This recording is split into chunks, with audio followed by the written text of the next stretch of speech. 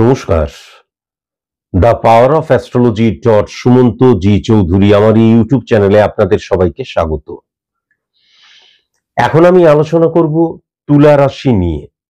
6 August থেকে 20 August এই যে সময়টা, এই সময়টা তুলা রাশির জাতক জাতিকাদের কেমন যাবে এবং কি কি সাবধানতা অবলম্বন করা প্রয়োজন।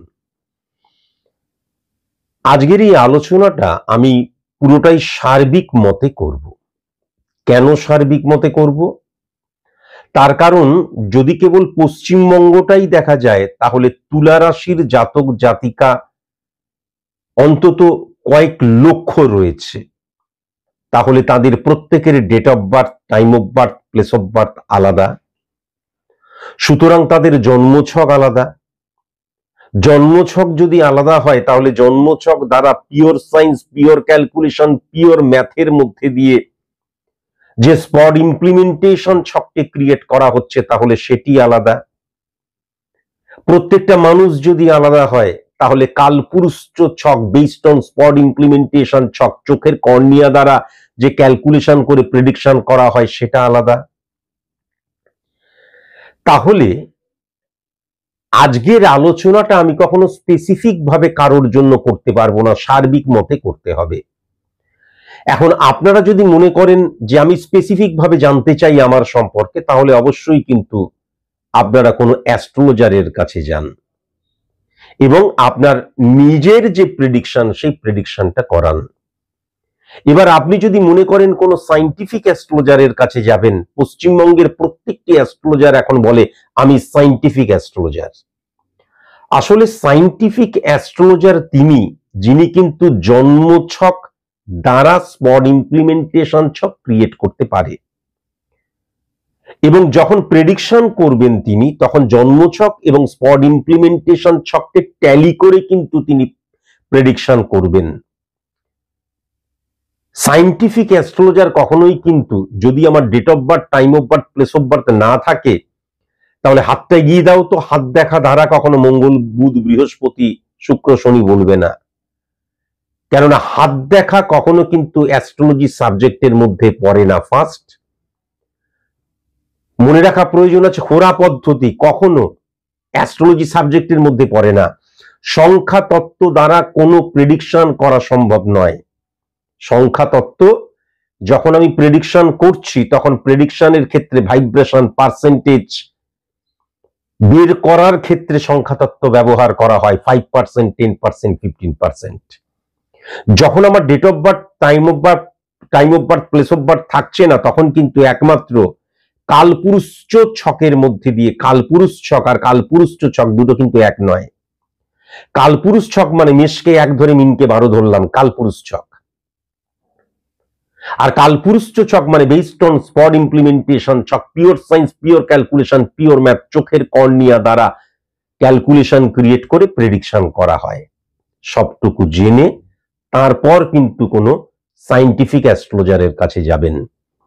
এবার যদি আপনারা বলেন স্যার আমরা আপনার কাছে যাব, স্যার সুমন্ত জি চৌধুরীর কাছে যদি আসতে হয় তাহলে মনে রাখবেন কোনো সেলিব্রিটি বা কোনো পলিটিশিয়ানের কখনো তিনি প্রেডিকশন করেন না। হাতে জেমস্টোন পরে থাকলে তিনি কখনো প্রেডিকশন করেন না, চেম্বারেই ঢুকতে দেয় না।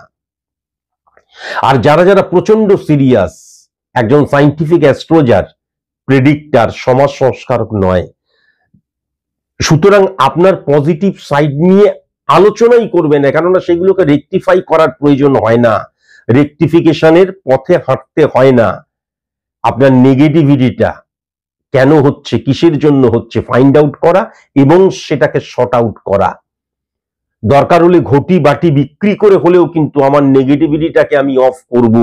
এতটাই সিরিয়াস যারা, তারাই কিন্তু স্যার সুমন্তজি চৌধুরীর কাছে আসবেন ভিড় জমাতে বা বেকার বেকার অর্থ খরচ করে আমার চেম্বারে আসার কোনো মানে নেই, কেননা আমার ভিজিট কিন্তু অনেক, এটা সবাই জানে। তুলা রাশির ক্ষেত্রে যদি আমি লক্ষ্য করি তাহলে প্রথমেই তুলা রাশির ক্ষেত্রে আমি যেটা দেখতে পাচ্ছি 1, 2, 3, 4 4 নাম্বার ঘরে কিন্তু মঙ্গল এবং চন্দ্র বসে রয়েছে। এখন পজিটিভ সাইড হচ্ছে চন্দ্র কিন্তু উচ্চস্থ হয়ে রয়েছে, কিন্তু মঙ্গল এবং শুক্রের ভাইব্রেশন ক্রিয়েট হচ্ছে।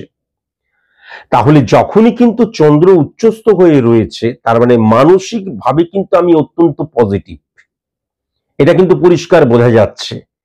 এবং মানসিক ভাবে আমি আমার ব্যক্তিগত জীবন, আমার প্রফেশনাল লাইফ, যে কোনো ক্ষেত্রে যেইটাকে আমি অ্যাচিভ করতে চাইছি তার জন্য মেন্টালি প্রিপারেশন আমি তৈরি করব অটোমেটিকলি আমার ভেতরে। এবং আমার যে মানসিকতা, মনোভাবের জায়গা, দৃষ্টিভঙ্গির জায়গা, মনের জায়গা, পুরোটাই কিন্তু অর্জুন তুমি কি দেখতে পাচ্ছ, চোখের মনি দেখতে পাচ্ছি।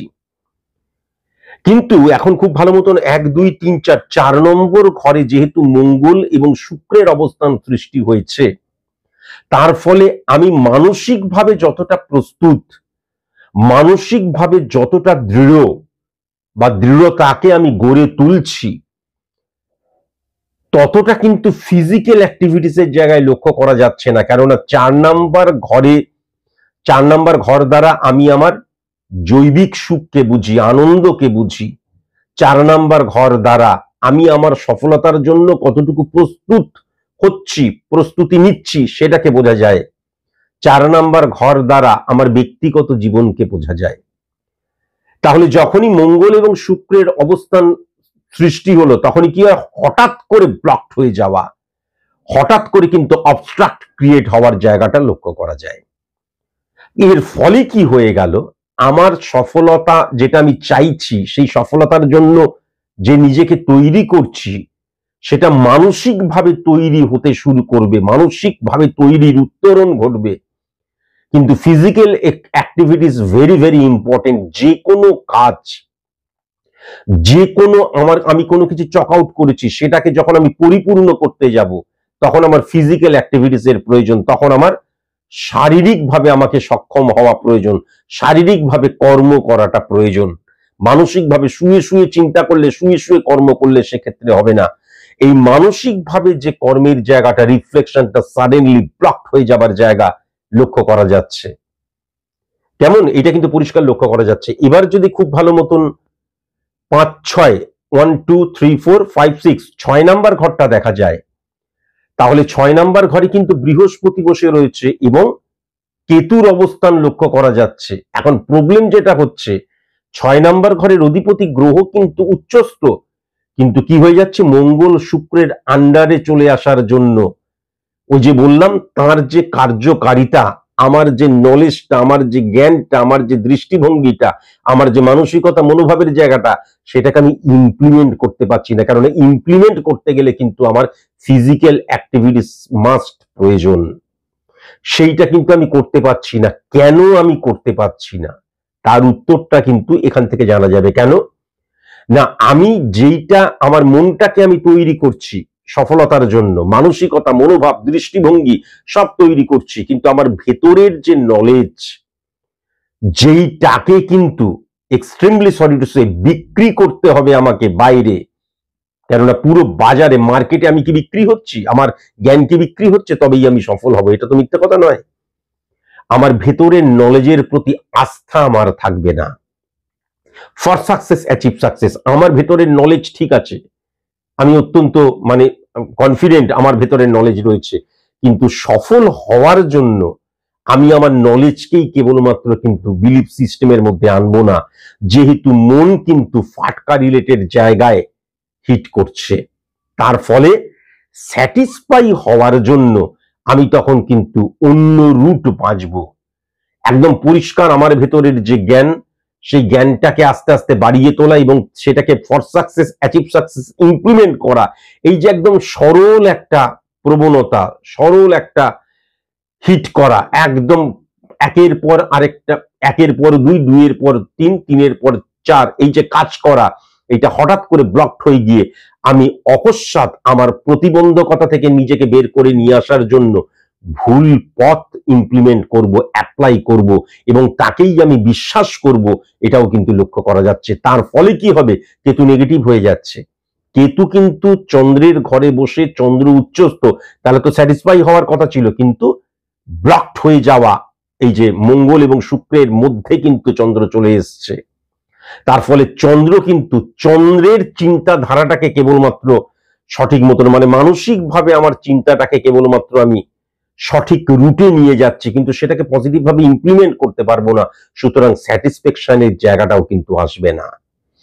এবার যদি খুব ভালো মতন দেখা যায় 1 2 3 4 5 6 7 8 8 নাম্বার ঘরে কিন্তু বুধের অবস্থান, 1 2 3 4 5 5 নাম্বার ঘর সেটাও কিন্তু বুধের ঘর এবং 8 নাম্বার ঘরেও কিন্তু বুধের অবস্থান স্বগৃহে। তাহলে মাথায় রাখার প্রয়োজন আছে প্রথমত হচ্ছে আমার যে বুদ্ধি, আমার যে যুক্তি, আমার যে ব্রেন ওয়ার্ক, আমার যে বিজনেস ক্ষেত্র, এই সমস্ত কিছুকে কিন্তু কখনো আমি 5 কাজ করছি 50 ফ্লারিশ করছি লোককে জানানো, আমি তো প্রচার করছি, ভুল। যখনই আমি একটা প্রোডাক্ট নিয়ে বা যখনই আমি একটা কোনো কিছুকে নিয়ে ভাবছি, চিন্তা করছি, তার মধ্যে যুক্তিকে খুঁজছি বা সেটাকে সেল করছি, সেটাকে কখনো কিন্তু প্রচারের আলোয় নিয়ে আসা যাবে না। সেটাকে কিন্তু, কেননা 8 নাম্বার ঘর দ্বারা সাইলেন্ট কিলার, বুধ সেখানে উচ্চস্থ, তার মানে সবাই যখন ঘুমোবে তখন তুমি কাজ করো, সবাই যখন বিশ্রাম নিচ্ছে তখন তুমি কাজ করো, সবাই যখন এনজয় করছে তখন তুমি কাজ করো। এত নীরবতার সাথে কাজ করে যাও, সবাই ভাববে তুমি ব্যর্থ হবেই, আলটিমেট তোমার জয় কিন্তু বিস্ফোরণ ঘটাবে। এই দৃষ্টিভঙ্গিটা তুমি যদি রাখতে পারো তবেই কিন্তু তোমার পজিটিভিটি বা সফলতাকে তুমি ট্রিগার্স করতে পারবে, সেইটা নিয়ে তুমি কিন্তু আরো উন্নতির দিকে এগিয়ে যেতে পারবে। তা না হলে কি হয়ে যাবে, রবিকে যদি খুব ভালো মতন দেখা যায় তাহলে কিন্তু রবি এই বুধের ঘরে শুক্রের সাথে বসে রয়েছে, দারিদ্র যোগ সৃষ্টি করছে। দারিদ্র যোগ মানে কি, please give me some food, I am hungry, আমি ক্ষুধার্ত, আমাকে খেতে দাও, তা নয়। দারিদ্র যোগ মানে হচ্ছে ফল ডাউন করে যাওয়া। তাহলে ফল ডাউন করে যাওয়া মানে কি হচ্ছে, সূর্য শুক্র, শুক্র 1 2 3 4 4 নাম্বার ঘরের অধিপতি গ্রহ, আবার 8 9 9 নাম্বার ঘরের অধিপতি গ্রহ। সুতরাং আমি যদি সকলকে জানিয়ে আমার যে কাজকর্ম, আমার যে প্ল্যানিং বা আমার ইমপ্লিমেন্টেশন কে যদি সকলকে জানিয়ে করি, তাহলে কিন্তু শত্রুতার দ্বারা প্রতিবন্ধকতা সৃষ্টি হওয়া, অবস্ট্রাক্ট ক্রিয়েট হওয়ার জায়গা লক্ষ্য করা যাচ্ছে, গুপ্ত শত্রুতা ইনক্রিজ হওয়ার জায়গা লক্ষ্য করা যাচ্ছে, এবং তারা কিন্তু তোমার পেছন টেনে ধরবে বা তোমাকে কপি করবে বা তোমার নামে পিএনপিসি করবে, পরনিন্দা পরচর্চা বা গসিপ ছড়াবে, বা তোমার প্রোডাক্ট নিয়ে আগেই কিন্তু তারা নেগেটিভ ভাবে কিন্তু মার্কেটে সেই প্রোডাক্টের ভ্যালু সম্পর্কে বলতে শুরু করবে, এটাও ডেফিনিট ভাবে কিন্তু বলা যায়। আবার যদি খুব ভালো মতন দেখা যায় 1 2 3 4 5 6, আবার যদি খুব ভালো মতন দেখা যায় তাহলে আমি সার্ভিস হোল্ডার, আমি যদি সার্ভিসের কাজ করি, তাহলে সেই ক্ষেত্রে যেটা লক্ষ্য করা যাচ্ছে অপোজিট সেক্স থেকে ভীষণ সাবধান এবং কলিগস থেকেও কিন্তু ভীষণ সাবধানতা অবলম্বন করতে হবে, এবং কর্মচারী থেকেও ভীষণ সাবধানতা অবলম্বন করতে হবে, এবং বিশেষ করে কলিগস এবং কর্মচারীদের ক্ষেত্রে তোমাকে কিন্তু কম্প্রোমাইজের জায়গাটায় যেতেই হবে। কম্প্রোমাইজের জায়গায় যাওয়া মানে কি, আমি গদিতে বসে এই তোরা এই কাজ কর, এই উৎপাদন আমার লাগবে বললে চলবে না।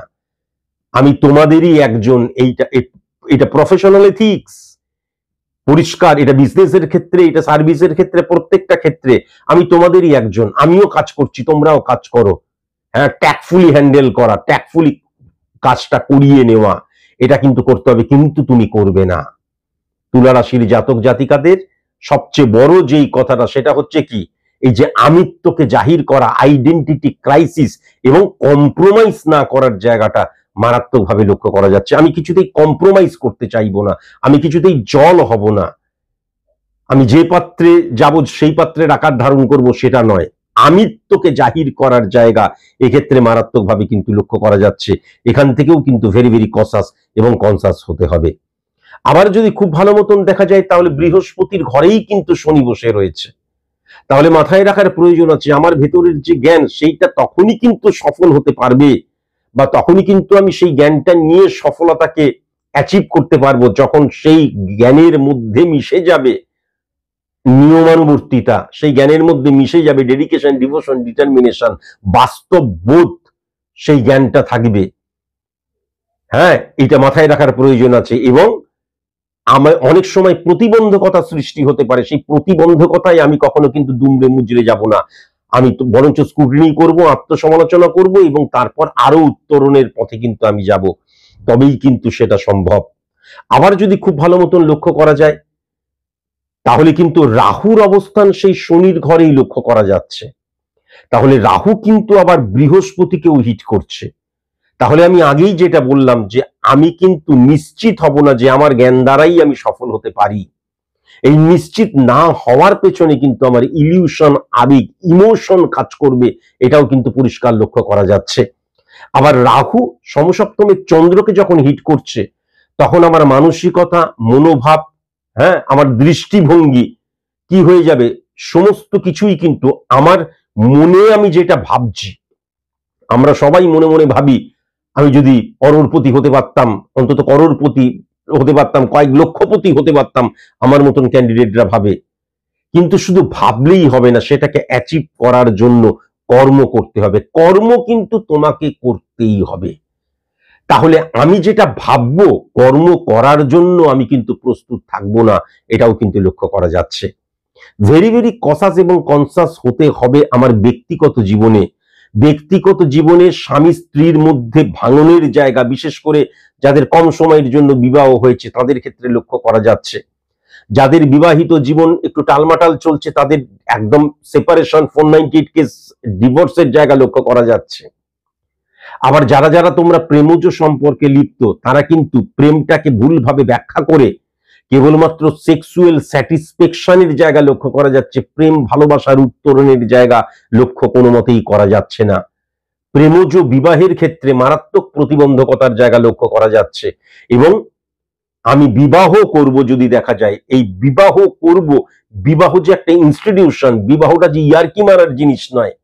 বিবাহ করব মানেই একজনকে ধরে বেঁধে একটা মেয়ের সাথে বিয়ে দিয়ে দিল বা একটা ছেলের সাথে বিয়ে দিল, সেটাই যে শেষ কথা নয়, এটাকেও বোঝানো দরকার যে বিবাহ মানেটা কি, এটা জেনে তারপর দায়ী দায়িত্ব, হ্যাঁ, এই সমস্ত কিছু অ্যাডজাস্টমেন্ট এবং সম্মানের জায়গা সবকিছু জেনে তারপর বিবাহ করাটা খুব প্রয়োজন।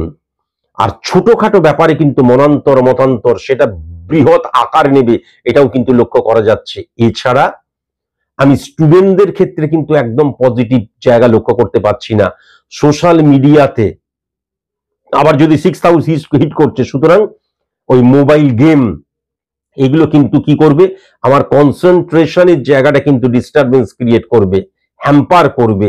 আমার লক্ষ্য নির্ধারণে আমি কিন্তু ফ্লাকচুয়েশন ক্রিয়েট হবে, স্ক্যাটারলি মুভ করব।